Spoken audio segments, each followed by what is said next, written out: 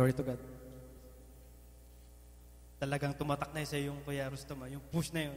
Nakaka-encourage talaga. Actually, kailangan talaga sa atin ngayon. Lalo't maraming pinanghihinaan, maraming nakakalimot ng stance bilang Kristiyano na sila pala ay pinagkalooban na ng kapangyarihan para dumalangin, idulog ang mga pangangailangan at binigyan ng kapangyarihan para magkaroon ng lakas para tumayo at i-push kung ano man ang pinapagawa ng Panginoon. So, bilang isang Kristiyano ngayon, napakarami ng nakakalimot, napakarami ng pinanghihinaan ng loob kasi dahil nga naman sa maraming nagkiklaim na Christian, pero sinisira nila ang pangalan ng ating Panginoon. For example, yung mga nasa lumang pananampalataya, ayan nga naman, katatapos lang ng prosesyon nila. May nabalita na mayroong nagpangaral, mga born again Christian. Ang ginawa nila, tinuligsa nila, pinagmumura nila, sinaktan nila, tinawanan nila. So marami ang pinanghihinaan ngayon. Pinanghihinaan tumayo bilang isang totoong Kristiyano. Tayo hindi dapat panghinaan. Tayo dapat tumayo. Tayuan natin. Bilang Kristiyano, tayo kasi yung ambassador ng Panginoon. Tayo yung representative niya sa mundong ibabaw ito ngayon. Tunghayan natin ang kanyang salita. Sabi niya sa Genesis chapter 1, verse 27. God created man in His own image. Tayo ay nilikha sa kanyang sariling imahe. Tignan natin, wag lang natin titignan ang ating sarili na ako lang to. Ako lang to. Ito lang yung kaya ko. Hindi.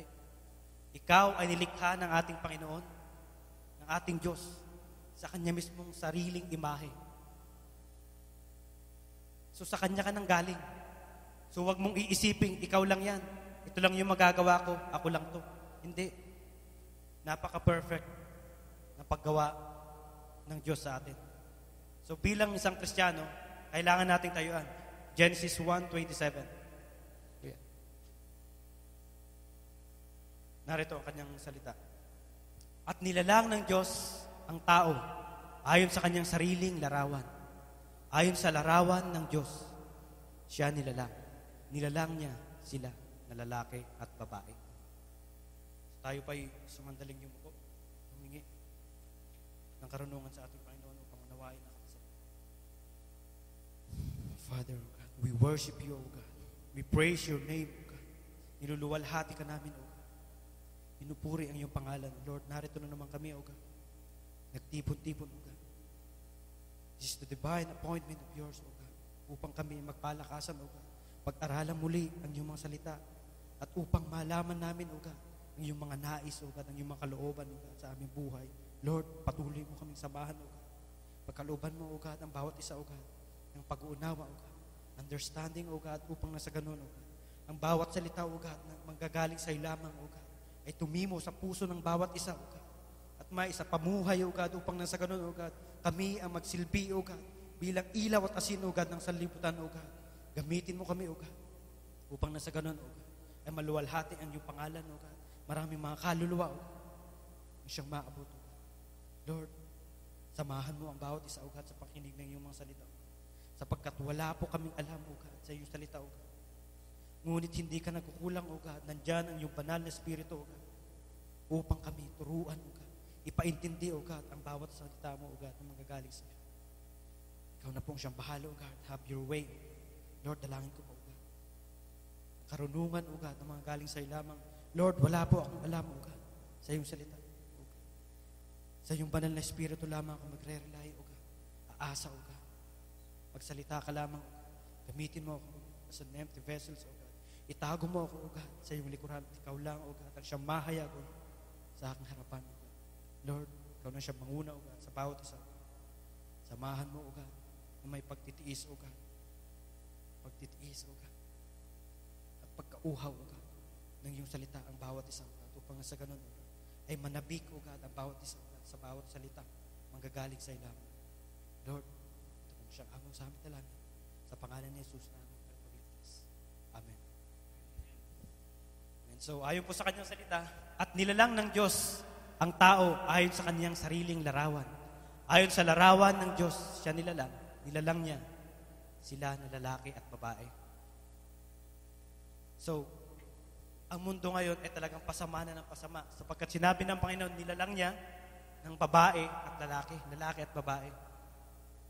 So, napapansin niyo po siguro sa panahon ngayon, dahil sa environment daw, sinabing nakakahawa din, yung mga lalaki ay pinipilit maging babae. Ganon din ang babae, pinipilit maging lalaki. So, sinabi dito sa kanyang silta na nilalang tayo sa kanyang image mismo, sa kanyang larawan. So kung ano siya, dapat sundin natin kung anong nais niya sa atin. Bilang isang Kristiyano na, tayo ngayon ay ambassadors of God. Tayo ngayon ay representative ng Diyos. So kung tayo ang representative ng Panginoon, bawat kilos natin, bawat salitain natin, dapat bantayan natin. As a Christian, hindi dapat tayo bira na lang ng bira. Sige lang, bahala na. Hindi, isipin natin lagi na tayo ngayon, ang ibinabandera natin ay pangalan ng ating Panginoong Hesus bilang Kristiyano. So sa bawat galaw natin, sa bawat pananalita natin, diyan tayo tinitignan ng mga manghusga na hindi mananampalataya na sinasabi nilang, sila pala ang tagasunod ng Panginoon. Ngunit sa galaw nila, hindi namin makita. So, dinadown natin ang pangalan ng ating Panginoon. Kung kailangan natin tumayo sa pananampalataya, kailangan natin tayuan ang kanyang salita. As an ambassador, kailangan natin ayusin ang lahat ng lakad natin upang nasa ganon ay maibandera natin na maayos kung sino ang pinaglilikuran natin. Ayon sa kanyang salita sa Acts chapter 1 verse 8, we are the witness of God. Tayo ngayon ay witness ng Panginoon. Ng Panginoong Diyos. So tayo ngayon, ang bawat isa sa atin ngayon, lumalakad na ipinangangaral kung ano ang kalooban ng Panginoon. Kung ano siya, kung sino siya, at kung papaano tayo nilikha. Sabi niya dito, datapwat tanggapin ninyo ang kapangyarihan pagdating sa inyo ng Espiritu. Ng Espiritu Santo. At kayo'y magiging mga saksi ko sa Jerusalem at sa buong Judea, Samaria, at hanggang sa kahuli-huliang hanggan ng lupa. So bilang mga Kristiyano na tumanggap na sa ating Panginoon, at kung talagang totoo natin siya tinanggap, natanggap natin ang kanyang banal na Espiritu, tayo ngayon ay tunay nga naman mga saksi niya. So kung tayo mga saksi, nire-represent natin siya, dapat nating sundin kung anong nais niya, kung anong kalooban niya. Sundin natin kung anong nakasulat na dapat natin gawin, na matatagpuan lang natin sa Biblia. Hindi yung matatagpuan natin sa magazine, sa Facebook, sa kung anong uso. Hindi. Tayo ngayon ay saksi ng ating Panginoon. Kung tayo ang mga saksi, kailangan natin maging vigilant, mapagmatsyag, mapagbantay. Kailangan nating tumayo ng hindi umaatras. Marami man sila, mahirap man. Ngunit kailangan nating tumayo sapagkat kasama natin ang Diyos. Tayo nga ay pinagkalooban ng kapangyarihan para tumayo. Tayo ay pinagkalooban ng kapangyarihan para tumawag, humingi ng tulong sa ating Ama. So tayo mismo ay in-equip na niya ng pangangailangan para tayo ay makatayo. We have to stand firm. At kung tayo ay representative, ang witness ng Panginoon, so dapat tayo nagmamahalan, nagbibigayan. Hindi dapat tayo nag-create ng stripes, especially sa ating mga kapatid. As a witness ng Panginoon, kailangan ipamahagi natin ang pagmamahalan. That is the fulfillment ng lahat ng kautusan, pagmamahalan. Pinasimple na. Pero hindi mo na kailangan gawin lahat ng kautusan. Isa lang ang sinabi niya, magmahalan. So, we should not create stripes. Kung meron tayong nakatisuran na nasabi ng ating kapatid, kumprontahin natin personally. Hindi natin ipapadaan sa ating kapwa, hindi natin ipapadaan sa kung sino-sino man. At kung yun ay pinadaan mo, mag-iiba. Hindi yung 100% na sinabi mo, hindi tutugma. Magkakaroon ng either dagdag o bawas na.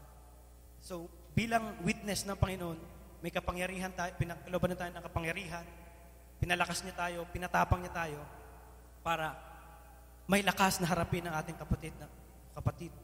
Ganito. nagugustuhan na ganito, ganyan.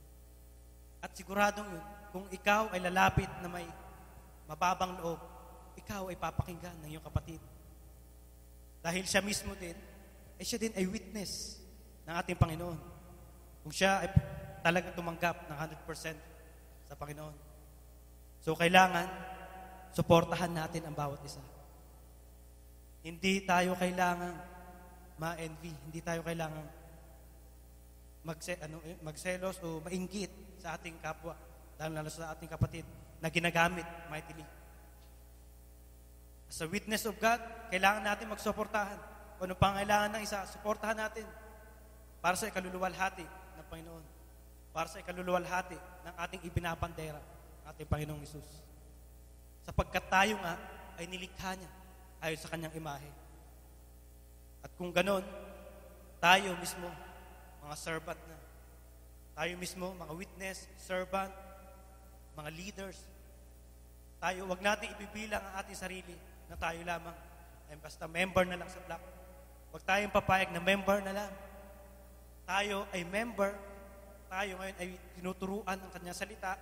Tayo ngayon ay pinapakain ng kanyang salita upang sa ganon, darating ang pagkakataon ng tamang panahon na tayo din mismo ay tatayo at magkakaroon din ng sariling block. Magiging leaders din upang i-guide ang mga nawawala. Upang dalhin sa Panginoon ang mga taong di pa nakakilala sa Kanya. So tayo mismo ay may kanya-kanyang tasks. Ayon sa kanyang salita sa Acts chapter 20, verse 28. Kailangan natin pangalagaan ang flock. Kailangan natin pangalagaan ng simbahan. Kailangan natin pakainin ng alin? Pakainin spiritually ang mga nauuhaw ng kanyang salita. So ayon sa kanyang salita, ingatan ninyo ang inyong sarili at ang buong kawan na sa kanya'y ginawa kayo ng Espiritu Santo na mga obispo upang pakainin ninyo ang iglesia ng Panginoon na binili niya ng kanyang sariling dugo. So tayo mismo ay binili niya ng kanyang sariling dugo. So tayo mismo nung hindi pa tayo nakakakilala, may ginamit ang Panginoon, may ginamit ang Diyos upang tayo dalhin sa Kanya upang makinig, makakilala sa Kanya. So siya mismo ay may ginamit. So wag tayong papayag na hanggang doon na lang, magtatapos na lang. Bilang representative, bilang servant, bilang ambassadors of God, kailangan natin mismo magpagamit din. Kung tayo ay inakay, may ginamit ang Panginoon para tayo akayin, kailangan din natin i-share. Kailangan natin magpakapuspos ng kanyang salita, mag-aral na kanyang salita upang nasa ganun ay walang maisusumbat sa atin. Walang maibabalik sa atin. Lalo na kung mga nakikriticize sa atin. So kailangan focus upang ikaw ay gamitin mightily at effectively ng Panginoon. So tayo din ay mga akay din ng mga kaluluwang ligaw pa na hindi pa nakakilala. As an ambassador of God, kahit saan man tayo mapunta, lagi nating isipin, nilikha ako ng Panginoon. Special ako. Kasi, mismo, nilikha tayo ng kanyang image. Kung ano siya, ganun ang pagkalikha niya sa atin. Ang pagkaiba lang, hindi tayo perfecto. Dahil, tao lang tayo, nandito pa tayo sa lupa. Ngunit ikaw ay may katangiang pinagkaloob niya. So overcome. Kung ano man yung pagsubok na yan, kung ano man yung problemang yan, kaya special ka. Kasi ikaw mismo, nilikha niya ng kaanyo niya, kauri niya. Sabihin mo sa tabi mo, special ka. Bilang Kristiyano, we are special. Kasi tayo, ang Panginoon, nilikha niya isda, ibon, lahat. Ngunit ang tao ang espesyal. Itinalaga niya upang mag-rule lahat ng likha niya. At mismo ang imahe niya, ang ginamit niya para tayo likhain. So kapag tayo ay Kristiyano, huwag nating ibaba ang sarili natin. Huwag nating i-down ang sarili natin sapagkat mataas ang standard natin. Bilang Kristiyano, mas mataas tayo. Tingnan natin, mas mataas tayo kaysa sa mga hindi mananampalataya. So bakit? Kasi we believe na special tayo dahil tinanggap natin ang Panginoon, nagbalik loob tayo sa Kanya, special tayo. Aarihin natin na tayo ay nilikha ng Kanyang imahe, sa Kanyang imahe. Ayon sa Kanyang salita, sa 1 Peter chapter 4 verse 10, be also great servant. So kung tayo na pinagkalooban ng Espiritu Santo, tayo ay tumanggap, tayo ay anak ng Diyos, tayo ngayon ay representative ng Panginoon. Sabi niya, na ayon sa kaloob na tinanggap ng bawat isa, ay ipaglingkod sa inyo rin, na gaya ng mabuting katiwala ng masaganang biyaya ng Diyos. So tayo ay pinagkalooban ng biyaya, pinagkalooban ng kapangyarihan, pinagkalooban ng kalakasan. Yung pinagkaloob sa atin, gamitin din natin upang paglingkuran ang bawat isa. Sapagkat ang Panginoong Hesus mismo, servant king na siya. Siya ay hari, bumaba siya upang tayo pagsilbihan. Ngayon, pinagkalooban tayo ng kapangyarihan, ng gift. So gamitin din natin upang paglingkuran ang bawat isa. Tulungan ang bawat isa. Iahon ang bawat isa kapag may problema, nalulugmok, encourage natin. Huwag nating i-down. Sapagkat ayon, sabi ng Panginoon, paglingkuran natin ang bawat isa. Minister one another. Palakasin natin ang bawat isa. Yun, ang kagustuhan ng ating Panginoon. Kapag may namang problema, mararamdaman natin, matidiscern ng heart natin na ang isang kapatid natin ay may problema, nalulungkot. Ikaw ay pinagkalooban na ng kapangyarihan. Ikaw pinagkalooban ng kaalaman, wisdom na nanggagaling kay Lord lamang. I-share mo sa kapatid mo ngayon. Hindi lang ito sa physical na paglingkuran mo siya, na asikasuhin mo, ipagluto mo, hindi. Yung word of encouragement na makakapag-encourage sa kanya upang siya ay tumayong muli, magkaroon ulit ng lakas upang humarap sa problema, upang i-overcome problema, yun, nakakatulong ka naman. So, paano natin magagawa yun? Kailangan pa rin natin magpakpuspos sa salita ng Diyos. Hindi natin magagawa yun ng ating sarili-sarili na lamang. Kapag kung ginawa mo yun na walang salita ng Diyos, daw, mas lalong babagsak.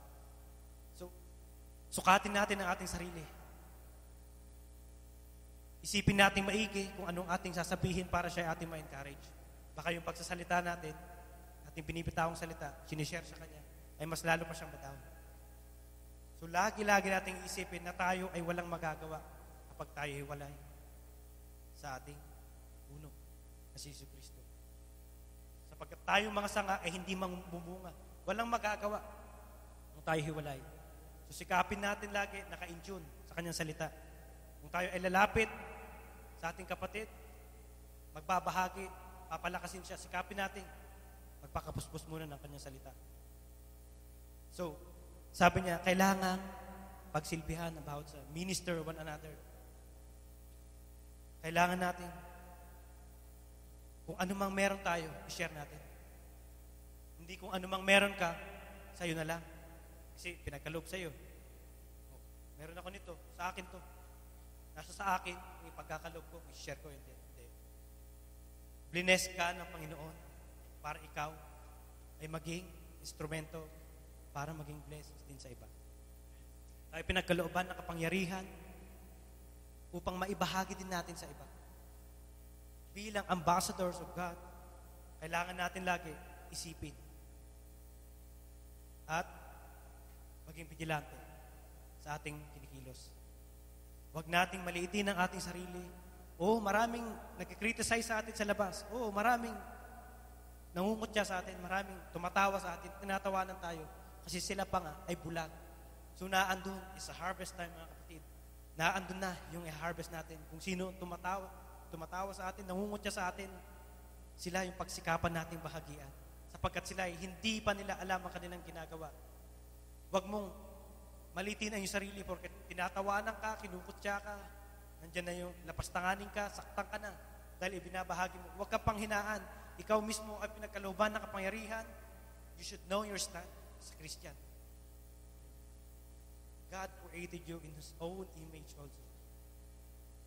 So, wag mong ibaba ang standard ng Panginoon. Wag mong ibaba ang iyong pananampalataya, ang faith mo, mataas na. So, dahil sa kinutya ka, nagpunta ka sa isang lugar na walang mananampalataya, lahat malayo sa Diyos. So, naandyan sila ngayon, pinagtatawanan ka, kinukutya ka, nagkukwentuhan sila ng hindi kalooban ng Panginoon. Nagkukwentuhan sila ng mga mundo. So, dahil ikaw nga, na representative ng Lord, na pumunta ron, na dapat mangibabaw, magsilbing ilaw at asin doon, para sila ay mag-purify. Hindi, dahil sa marami sila nagpatalo ka. Nakiayon ka. Imbis na yung ibabahagi mo ay kanyang salita, hindi na. Nakinig ka niya sa kanilang kwentuhan, nakiayon ka pa, nakikitawa ka pa. So, nasa na yung stand mo ngayon? As a Christian, as an ambassador of God. Naibandera mo ba ang pangalan ng iyong pinaglilingkuran? For example, you're an ambassador, Philippine ambassador. So, kailangan mong ibandera ang Pilipinas. So, naandyan ka na, napakarami sa congregation, maraming mga ambassadors, iba't ibang bansa. Nung sila na ay nagkaroon ng agreement na kahit laban na sa'yo, dahil mag-isa mo, naglalaylo ka na. So, yung binabandera mo na, ang binabandera mong bansa, wala na. Bumababa na. Inaapakan na nila. So, huwag tayong matakot. We should stand firm. We should be vigilant. So, kailangan tayong mapagmatsyag, mapagbantay. Pinagkalooban tayo ng kapangyarihan. Pinatapang niya tayo, pinalakas niya tayo. Lahat ng pangangailangan natin upang makatayo ay ibinigay na niya. Nasa sa atin lang kung paano i-discover. Sikreto lang, magtiwala ka lang sa Kanya. Hindi ka niya bibigyan. Salita niya yan. Napakaganda ng Kanyang salita. God created man in His own image. So kung sino yung mga create niya yun, ay yung mga nagpalikoob sa Kanya. Oo, lahat, create niya. Lahat ng tao, masama, mabuti, create niya yan. Pero kung sino yung pagkakalooban niya ng kapangyarihan, ay kung sino lang yung magbabalik loob sa Kanya. At yun, ang gagamitin ng Panginoon. Sapagkat nais ng Panginoon, tayo ay magsilbing ilaw at asin ng sanlibutan. Pagkat sinabi niya sa Kanyang salita sa Matthew 5, chapter 13 to 16, tayo ay tinawag niya. Ang nais ng Panginoon, tayo bilang Kristiyano, tayo bilang create niya in His own image, ay magsilbing ilaw at asin ng sanlibutan. Tayo ngayon ang aakay sa mga bulag na hindi pa nakakilala o hindi nagbalik loob sa Panginoon. At sa Kanyang salita, kayo ang asin ng lupa. Ngunit kung asin ay tumabang, ay ano? Ay pagpapaalat. Wala nang ano pa, mga kabuluhan, kundi upang itapon sa labas at yurakan ng mga tao. So naandun na tayo ngayon ay inordain na. As a Christian, kailangan natin tumayo, maniwala tayo na tayo ay pinili ng Panginoon upang maging obispo, maging preacher, maging leader, maging pastor, maging representative niya, kung ano mang tawag yan. Tayo ay hinirang ng Panginoon as a Christian kung totoong tinanggap natin siya ng buong puso. Tayo ay nilikha niya as an image niya. So, naandun yung power ng Panginoon pinagkaloob sa atin sa pamagitan ng Kanyang banal na Espiritu. So, tayo ay may kapangyarihan na ngayon pinagkaloob niya. Tumayo, magsilbing asin sa sanlibutan. So, kagaya ng sabi niya, paano ngayon? Kung ang asin ay wala ng alat, ano pang silbi nito? Itatapon na. Yuyurakan. Apakan na. Wala. Nagluto ka, lagyan mo ng asin. Yung asin na nilagay mo, wala namang alat pala. Anong lasa nun? So, ikaw ay magpipurify ngayon. Ikaw ngayon ay madi-differentiate nila na ikaw ay isang lingkod ng Diyos. Sapagkat kung ang asin, ikaw bilang asin, ay mananatiling maalat, it means effective ka. Ngunit ikaw, ang asin na nilagay dyan, dahil marami sila, binaba mo yung standard mo. Binaba mo yung standard ng pagiging Kristiyano. Nakiayon ka, nawala na ang alat mo. Nawala na ang silbi ng asin. So, anong gagawin sa asin na yun? Tatapon, yuyurakan. Ano pang silbi ng isang Kristiyano? Kung takot din tumayo sa kanyang pananampalataya. Takot niyang ibandera ang pangalan ng ating Panginoong Hesus. Para kang isang asin na nawala ng alat, na ikaw ay itatapon at aapakan. So bilang isang Kristiyano, kailangan nating tumayo. Oo, sa ngayon, kukunti tayo, pero kailangan nating tumayo. Paano tayo dadami? Paano tayo makakaakay? Paano natin maibabandera ang pangalan ni Jesus bilang ating Panginoon? Paano natin matutulungang maligtas din ang bawat isa, hindi pa nakakilala? Madala natin sa gawain, makinig ng kanyang salita, at upang siya ay maligtas din, kagaya ng ginawa sa atin, kung sino mang umakay sa atin. So, maging asin tayo na may infinite salt. Asin na walang hanggang alat, hanggang sa uli. Ay doon sa kanyang salita, kayo ang ilaw ng sanglibutan. Ang isang bayan na natayo sa ibabaw ng isang bundok ay hindi may tatago. Verse 15, hindi rin nga pinagningasan ang isang ilawan at inilagay sa ilalim ng isang takalan, kundi sa talagang lagayan ng ilaw at lumiliwanag sa lahat ng nangasa bahay. Lumiwanag na ngayon ang inyong ilaw sa harap ng mga tao upang makita nila ang inyong mabubuting gawa at kanilang luluwalhatiin ang inyong Ama na nasa langit. So tayo ay tinalagang ilaw ng sanlibutan. So let your light so shine. Bilang isang Kristiyano, pagsikapan natin laging maliwanag ang ating ilaw. Pagsikapan natin ang ilaw natin ay magniningning at makikita at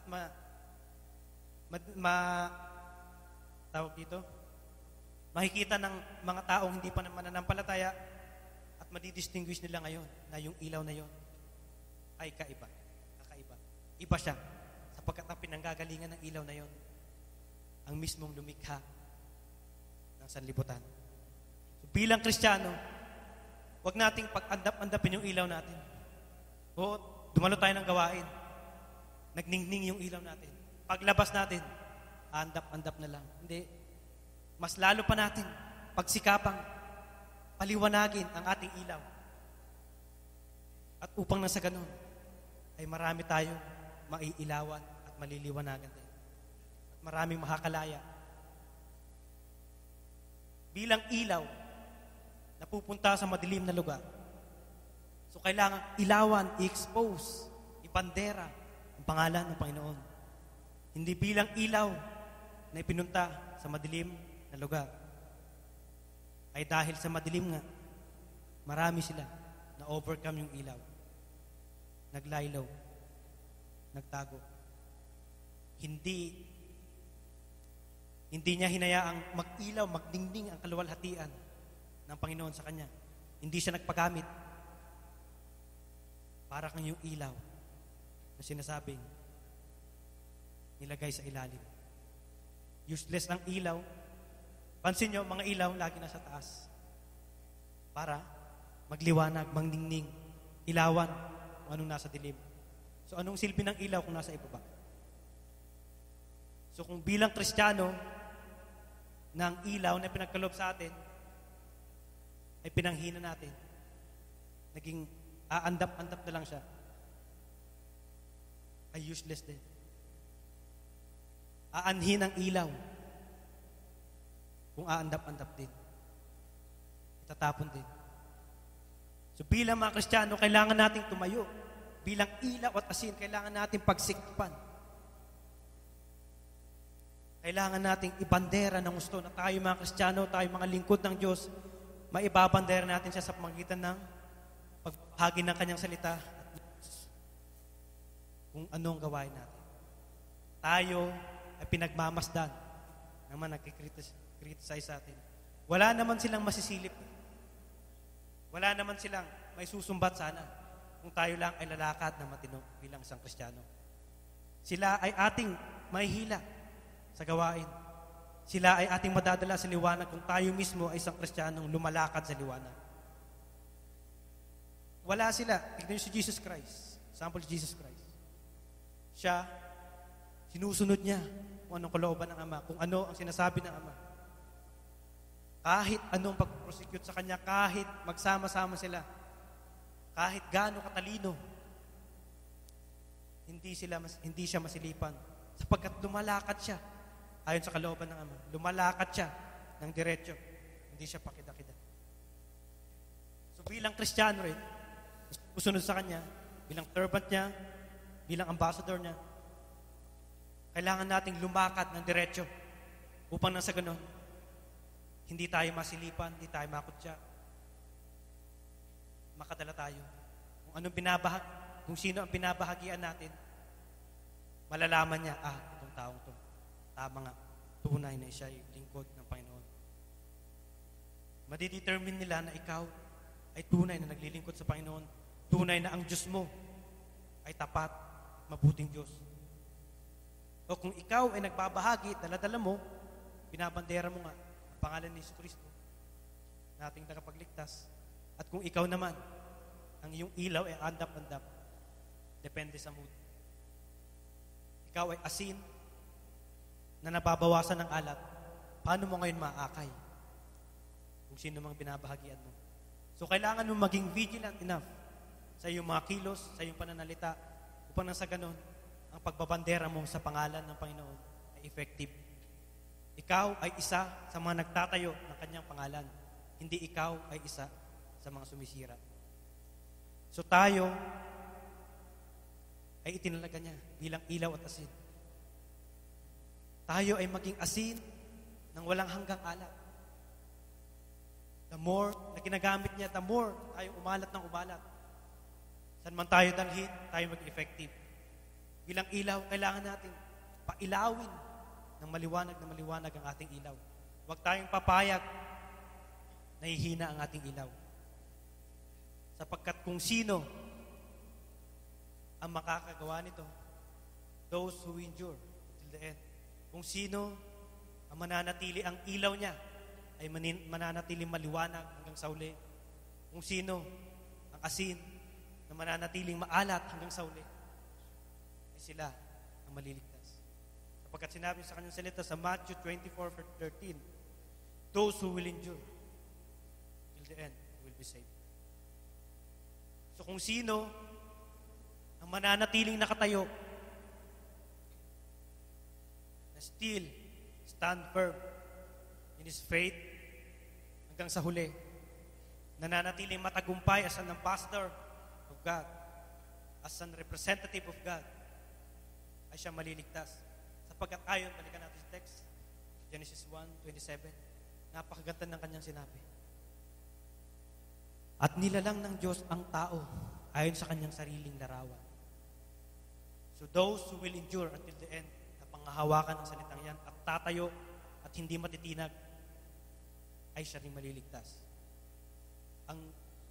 Ang salvation, wino-work out natin yan every day. Hindi lang ngayon. Nanampalataya ka ngayon, tumayo ka ngayon, bukas, hindi mo sisigurado. So kailangan, araw-araw mo yan. Araw-araw ang pagsikapan. So kung sino ang manatiling sino ang manatiling maalat at maliwanag sa harapan ng Panginoon, sila ang maliligtas. At sila ang makakarinig. Matthew 25:23. Sila ang pagkakalooban. Well done, my faithful servant. So tayo, bilang representative, bilang ambassador, bilang nilikha ng Diyos ayon sa mismong larawan niya, kailangan nating tumayo hanggang sa huli. At napakasarap marinig ito. Sinabi sa kanya ng kanyang Panginoon, tinggawa, mabuti at tapat na alipin. Nagtapat ka sa kaunting bagay, pamamahalain kita sa maraming bagay. Pumasok ka sa kagalakan ng iyong Panginoon. Bilang tayo nilikha niya sa image niya, kailangan natin mag-focus. Tayo nilikha niya, tayo ay babalik sa Kanya. We will come back to Him. We will rest in His arms. Sa Christian, panindigan natin. Kung Kristiyano ka na. Huwag na yung Kristiyano ka, minsan naatras ka, panindigan mo na. Di ba may kanta nga? Ano yun? Todo bigay ba yun? O, hindi, yung kalimutan ko ang title yun. Yun na yun. Yung ibigay mo, lubos-lubos na. Lubos-lubos. Wala nang patras-atras. Wala nang, noong unang panahon, di na uso ang mag-backslide. Di ba? Yun. So tayo, Kristiyano ka na. Tuloy na. Hindi ka na magbabackslide pa, hindi ka atras. Sapagkat kung ikaw ay aandap-andap, Kristiyano ka ngayon, bukas hindi. Kristiyano ka ngayon, bukas hindi. Sa makalawa, hindi. Hindi mo maririnig ang salita. Well done, my faithful servant. So bilang tayo ay nilikha mismo ng Panginoon at inanyuan, tayo ay tatayo, mananatiling maalat, mananatiling maliwanag sa paningin ng Panginoon. At tayo ay mamamahinga kasama niya. So like you said, well done, my faithful servant. So tayo ngayon ay nakarinig ng kanyang salita. Tayo ngayon ay accountable na. Narinig mo, napakinggan mo, tumimo sa iyong puso. At kung hindi mo ito ginanap, alam mo kung anong karampatan niya. Bilang Kristiyano, kailangan natin ng maging todo bigay. Double work, double job. Dahil sa panahong ito na yung harvest time. Malapit na. So, wag nating hayaan ng ilaw natin ay aandap-andap. Wag nating hayaan ang asin ay mawawala ng alat. Napakasarap sa bandang huli, makakarinig. Mabuting gawa, mabuti at tapat na alipin. So, bilang representative, bilang ambassador of God, let your light so shine, mga kapatid.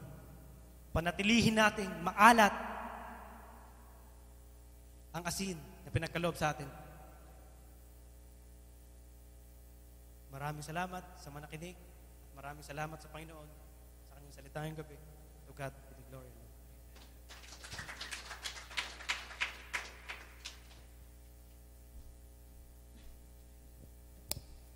Amen. Glory to God, mga kapatid. Amen. Ay po ba'y pinagpala ng Panginoon sa gabing ito, mga kapatid? Napakahalaga po, Panginoon, ang pinag-aralan natin sa pamamagitan po ng buhay ng ating kapatid, Brother Rex, na kung saan, sabi ng Genesis 1:27, lahat po tayo ay nilikha ayon sa kanyang wangis. Amen? Sino pong naniniwala na kung anong katangian ng Diyos ay binibigay din sa atin ng Panginoon? Amen? Ang lahat na nampalataya sa Diyos, ang lahat na sumampalataya sa Panginoon Jesus, sabi ng Panginoon, kahit ang bundok, amen, kaya niyang tumalon sa dagat kung meron kong pananampalataya sa Kanya. Amen. Ngayon po, mga kapatid, sabi po ng 2 Corinthians 5:20, we are ambassadors of Christ. Amen. Sabi mo sa katabi mo, we are ambassadors of Christ. Amen. As ambassador of Christ, si Kristo ang nakikita sa atin. Amen po ba? Amen. Ang katawan ni Kristo, ang pagkatao ni Kristo, ang kaisipan ni Kristo ang nakikita sa atin, mga kapatid. Dahil ang lakan ng trabaho natin, mga kapatid, we are ambassadors. Amen. As ambassadors, tayo yung representative, mga kapatid. Amen? Tayo yung tagapagsalita, tayo yung umaharap. At isang function ng Panginoon sa buhay natin is to bring the light of God. Amen? Kaya nga sabi mo sa Matthew 25:13-16, Matthew 5:13-16, na kung saan tayo ay tinulad ng Panginoon sa asin at ilaw. Amen po ba? Naipaliwanag po natin, kapatid, sa pamamagitan ng salita na ang asin ay nagbibigay ng alat, pampalasa. Amen? Sabi mo sa katabi mo, isa kang pampalasa. Malasa ka ba? Mga kapatid? Amen? Dapat may lasa ka, mga kapatid. Amen? Ano ba ang nagagawa ng isang lasa, mga kapatid? Tulad ng alat. Amen? It will give satisfaction. Amen? Sino po nakakaranas ng kabutihan sa Panginoon, mga kapatid? Amen? Pag nakakaranas ka ng kabutihan ng Panginoon, mga kapatid, isa itong pampalasa sa buhay natin. Amen? At paano ito malalasahan ng iba, mga kapatid? Ibinabahagi natin. Amen? Share. Sabi mo naman sa katabi mo, share mo naman yung lasa mo.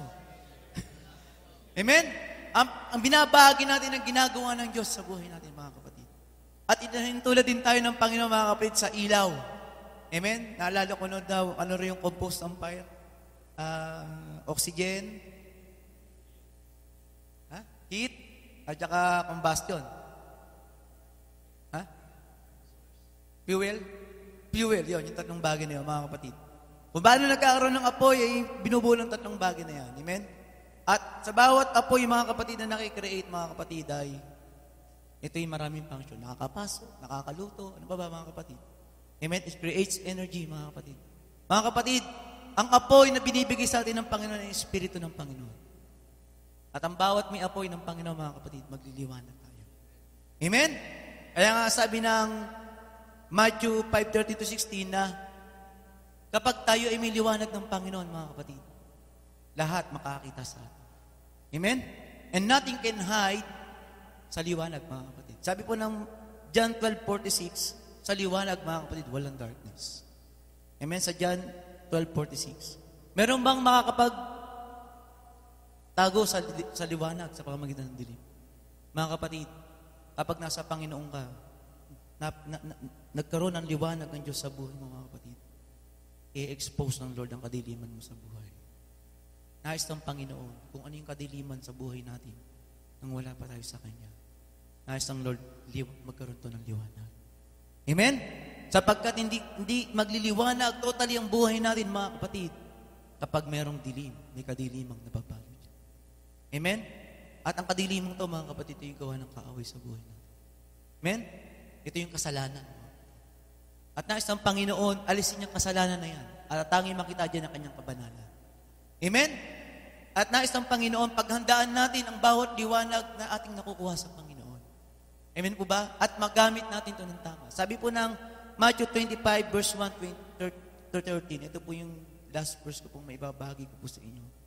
Sa Matthew 25. Tayo pong lahat ay tulad sa isang mga taong nagdadala ng liwanag ng Panginoon. Amen? Matthew 25. Amen? Sabi po rito, kung magkagayon ay makakatulad ang kaharian ng langit sa 10 dalaga na kinuha ang kanilang mga ilawan at nagsilabas upang salubungin ang kasintahang lalaki. Amen? At ang 5 sa kanila ay may mga mangmang at ang 5 ay matadalino. Sapagkat nang dalhin ng mga mangmang ang kanilang mga ilawan, ay hindi sila nangagdala ng langis. Verse 4, datapwat ang matatalino ay nangagdala ng langis sa kanilang sisidlan na kasama ng kanilang mga ilawan. Sapagkat nagtatagal nga ang kasintang lalaki, ay nangangatok silang lahat at nangatulog. Datapwat, pagkahating gabi ay may sumigaw, narito ang kasintang lalaki. Magsilabas kayo upang salubungin siya. Amen po ba? Na magkagayoy, nagsipagbangong lahat ang mga dalagong iyon at pinagigi ang kanilang mga ilawan. At sinabi ng mangmang sa talino, bigyan ninyo kami ng inyong langis, sapagkat nangamamatay ang aming mga ilawan. 9, datapat, nagsisagot ang mga matatalino, nagsasabi, baka sakaling hindi magkasya ang amin at sa inyong, magsiparoon muna kayo sa nangagbibili, at magsibili kayo ng ganang sa inyo. At samantalang sila nagsiparoon sa pagbili, ay dumating ang kasintahang lalaki at ang naghahanda ay nagsipasok na kasama niya sa piging ng kasalanan at inilipat ang pintuan. In verse 11, pagkatapos ay nagsirating naman ang mga dalaga na nagpagsasabi, Panginoon, Panginoon, buksan mo kami. Datapwat, sumagot siya at sinabi, katotohanan ang sinasabi ko sa inyo, hindi ko kayo nangakikilala. Mga puway nga kayo sapagkat hindi ninyo nalalaman ang araw ng oras. Mga kapatid, naiintindihan niyo po ang salita ng Panginoon. Amen? Nais ng Panginoon tayo maging handa sa lahat ng oras. Tayo pinagkatiwalaan ng Panginoon ng kanyang ilaw. Amen? At ang ilaw na pinagkatiwala sa ating mga Panginoon ay ang ating pananampalatayang nagpapatuloy sa Kanya. Amen? Ayaw ng Panginoon na maabutan tayong nag-aandap-andap. Sabi mo sa kanila mo, bawal ang aandap-andap. Amen? Huwag kang tutulog-tulog. Amen? Ang sabi ng last verse, mangagpuyat nga kayo mga kapatid. Sino handa makapagpuyat sa Panginoon? Alam niyo ba sa bawat pagpupuyat natin sa Panginoon, hindi pagpupuyat sa kung anong bagay, kundi pagpupuyat sa paglilingkod sa pangalan ng Panginoon. Mga kapatid, isang paghahandayan ng ating ilaw sa bisikleta. Amen? Kung titingnan niyo ang kwento, mga kapatid, alam nila na darating ang isang tipan na ikakasal. Mga kapatid, ang pagbabalik ng Panginoon, wala nakakalaw. 2,000 years ago, sinabi na ng Lord, malapit na ang karya ng Diyos. Marami na nag-prophesy. Marami na nagsabing ganyan-ganyan, pero wala pa rin. Pero ang nais pabatid ng Panginoon sa buhay natin, mga kapatid, tayo laging maging handa sa muling pagbabalik ng Panginoon. Amen? Sinong nag-aantay sa muling pagbabalik ng Panginoon? Amen? Ngunit ang pagbabalik ng Panginoon, mga kapatid, ay nais ng Panginoon yung ating ilawan ay ingatan natin. Amen? Sabi ng Panginoon, I am the light. Siyang liwanag. Ingatan natin ang Panginoon sa buhay natin. Amen? Ingatan natin ang ating pagtingin sa Kanya.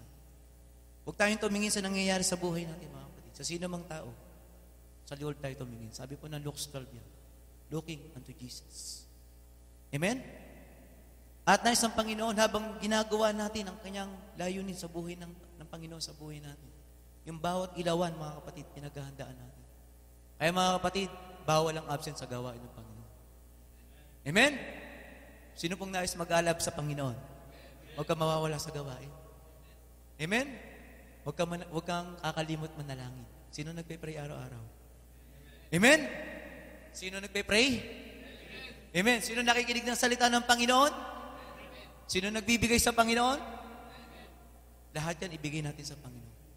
Yung bagay na yan, isang contribution yan upang ang liwanag na binigay ng Panginoon sa buhay natin ay mag-alab.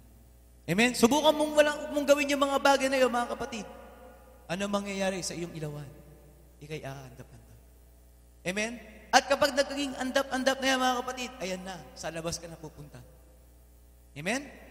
Kaya pag nakukulangan ka ng fellowship, nakukulangan ka makita ang bawat kapatiran, nakukulangan kang makita mo ang pastor mo.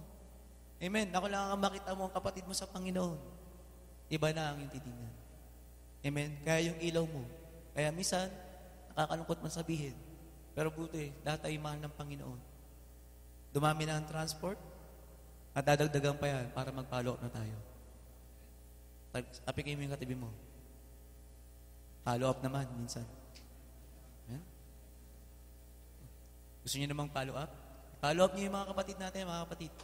Yung mga kasama ninyo sa kanya-kanyang kumpanya, through Facebook, through text, pero pinaka-the best, mga kapatid, bisitahin niyo personal. Amen? Yung mga kanilang ilaw ay nag-andap-andap na. Panahon naman, mga kapatid, kaya nga tayo tinawag ng Lord bilang ilaw. Amen?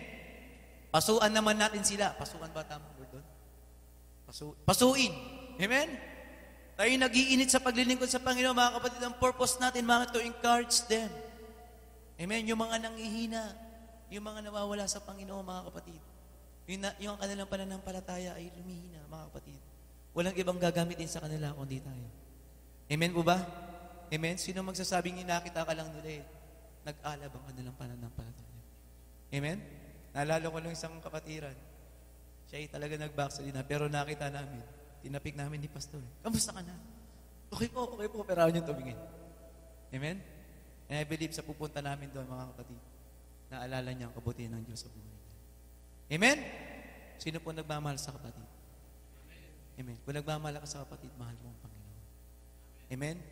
At ang ilaw na yan ay alab ng pag-ibig sa atin ng Panginoon. Amen? I believe ngayong gabi, mga kapatid, bagamat maliit yung atin na pag-usapan, ngunit napakalaki ng ginagawa ng Panginoon sa buhay natin. Amen? Ang ilawan na to, mga kapatid, ang gagamitin natin. Ang ilaw ng Panginoon sa buhay natin. Amen po ba? Sino po ngayon pinagpala ng Panginoon? Amen? Glory to God. Tayo pong lahat, ito mo yung mga kapatid. Kaya niyo po, mga kapatid, sa pagkakataong to ay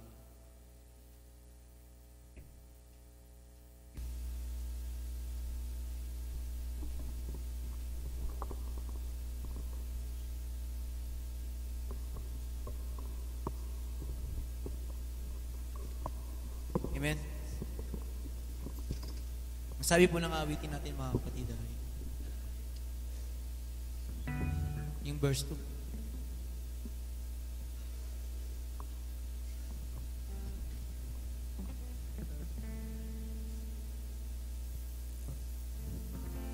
Amen. Sabi po ng aawitin natin, mga kapatid, kapag kasama natin ang Panginoon, nasa Kanya ang tuloy na kaligayahan. Amen po ba? Sino mang taong wala sa Panginoon, mga kapatid, hindi niya mararanasan ang tuloy na kaligayahan. Amen? And right now, mga kapatid, Nais ng Panginoon, dulutan niya tayo ng pag-asa sa lahat ng oras. Amen? Sa gabing to, mga kapatid, sa patuloy natin paglapit sa Kanya, dalangin natin na pag-alabin ng Panginoon ang ating mga buhay sa pagsunod sa Kanyang kalooban. Ngunit nais ng Panginoon, mga kapatid, na tayo ay maglingkod sa Kanya. Nasabihin natin sa Panginoon, Panginoon, wala akong magagawa kung walang kasama mo. At Lord, narito ang aming buhay, O God. Bukas, Panginoon. Lord God, pasukan niyo po ang aming buhay, Panginoon. Sa iyo ang papuri, pasasalamat, aming Diyos.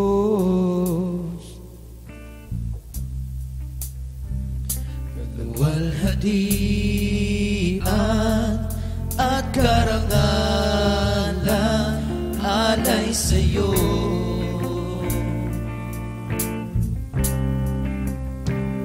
Sa iyo ang papuri at pasasalamat, aming Diyos.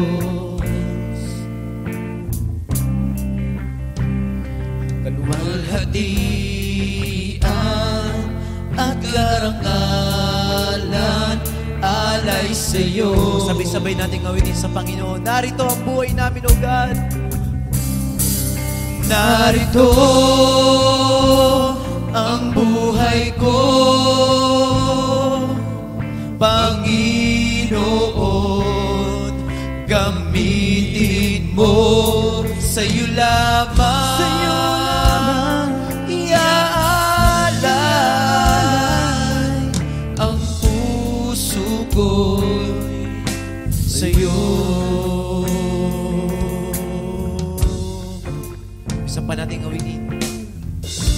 Pag ika'y kasama, Panginoon, ang lahat ng bagay, Panginoon, ay maganda sa iyong harapan. Ika'y kasama, anong ligaya na darama.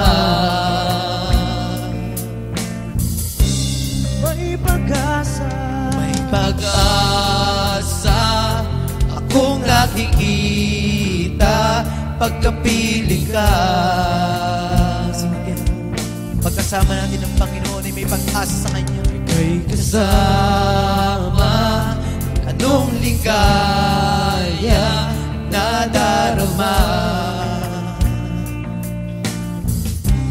May pag-asa, may pag-asa, akong nakikita pagkapiling ka. Sabi natin awitin ng Panginoon, narito ang buhay namin. Ito ang buhay ko, Panginoon, gamitin mo, sa iyo lamang, sa iyo lamang iaalay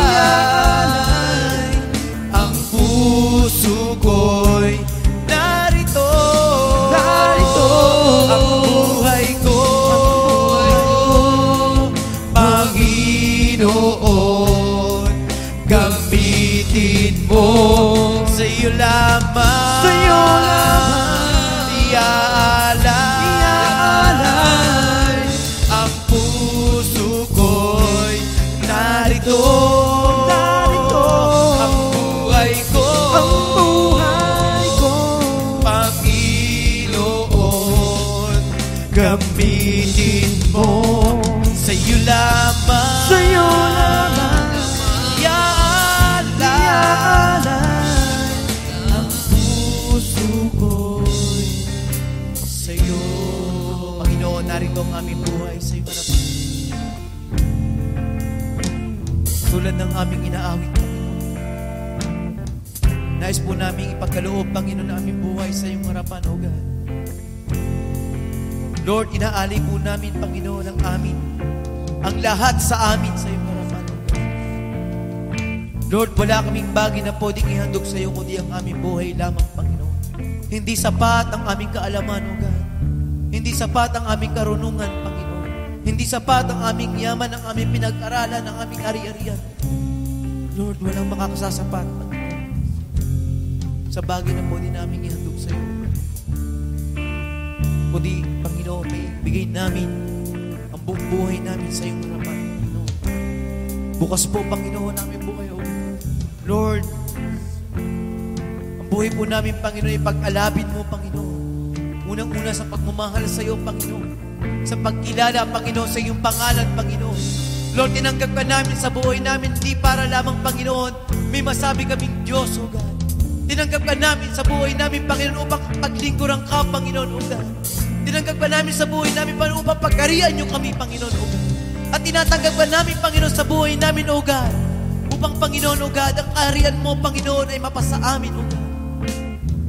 Sa aming sasabihin, Panginoon, sa aming gagawin, O God, sa bawat paglakad namin, Panginoon, O God, makita namin, Panginoon, sa buhay namin na kasama ka namin, O God.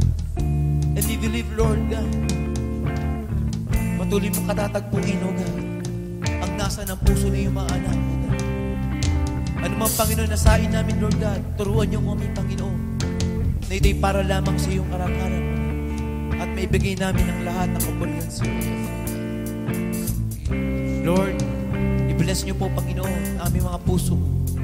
Hindi sa material na bagay, Panginoon, kundi, Panginoon, pagpalain niyo ang aming puso, Panginoon, yung buhay, O God, sa paglilingkod sa iyo, O God. Na naman ang gagawin namin, Panginoon, O God, ay para lamang sa iyo, O God. Para lamang sa iyo, Panginoon. At ayahan niyo, Panginoon, naniniwala kami, Panginoon. O ibibigay namin ang aming buhay sa iyong harapan, Panginoon, O God. Lord God, ipaparanas niyo, Panginoon, ang lahat ng katagumpayan sa aming buhay, O God. Wala sino man sa amin ang aalapinin, Panginoon, ng kaaway, O God.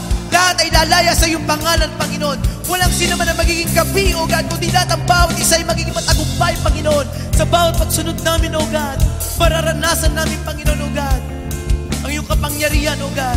Sino man aming kausapin, sino man aming hawakan, Panginoon, ano man ang aming lugar na puntahan, O God, mararanasan namin ang pagkilos mo, O God. And right now, God, pag-alapin niyo lagi, Panginoon, sa buhay namin, ang aming pagmamahal sa iyo, O God. At sa aming mga kapatid, sa aming kapwa, O God. Lord, gamitin niyo lamang aming instrumento, O God. Gamitin niyo lamang, Panginoon, yung kagamitan, Panginoon, upang iyong layunin sa buhay namin ay mangyari. Kung paano mo kami, Panginoon, pinagpapala, O God. We believe, O God, you will extend, Panginoon, yung pag-ibig sa amin, sa aming mga mahal sa buhay, O God. Sa aming asawa, Panginoon. Sa aming mga anak, Panginoon. Sa aming mga magulang. Sa aming mga kapatid, O God. Lord, kami magliliwanag, Panginoon. Kami magiging maliwanag ng ilawan, Panginoon, sa lahat ng buhay namin, Panginoon, O God. Kaya narito kami, Panginoon, kung saan namin inaalay, Panginoon, ang aming buhay. Hallelujah. Bisa pa natin awitin sa Panginoon. Narito ang buhay ko, Panginoon, gamitin mo, sa iyo lamang, iaalay ang puso ko'y narito ang buhay ko, Panginoon, gamitin mo, sa iyo lamang, iaalay ang puso ko'y sa iyo.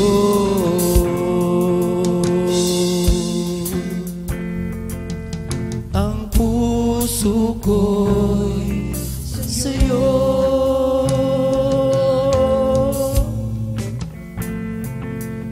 Ang puso ko sa iyo. Sa iyo, Diyos, ang ating buhay. Sa iyo ang lahat ng papuri, karangalan, alwatian sa pangalan ni Jesus. Ang lahat ng Diyos ay magsabi ng Amen. Amen.